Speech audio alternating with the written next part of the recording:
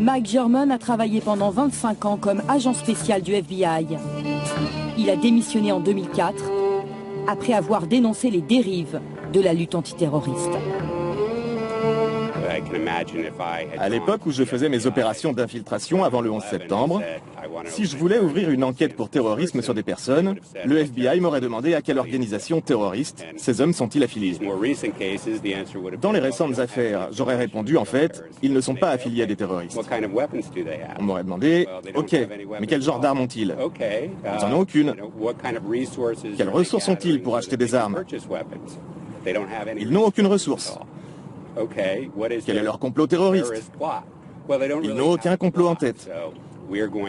Donc, on va lancer l'opération d'infiltration, leur fournir les armes, l'argent et l'idée de l'attaque.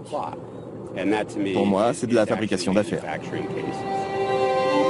D'après cet ancien agent, l'attaque du World Trade Center a profondément changé les méthodes du FBI. Depuis, son budget a explosé.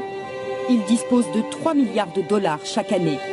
Mike German affirme que l'agence est tenue par une politique du chiffre, du résultat. On dirait que le FBI essaye d'entretenir la peur dans l'opinion publique et auprès du Congrès qui décide de leur donner de l'argent et du pouvoir.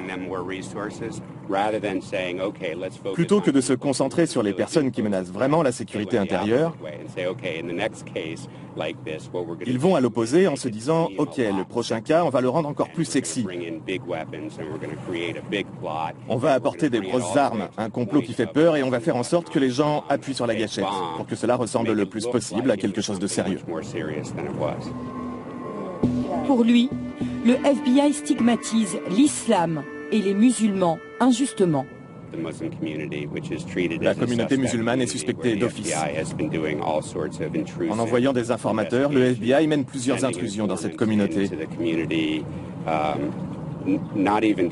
Pas seulement pour fabriquer de faux complots terroristes, mais aussi pour espionner tout simplement les musulmans.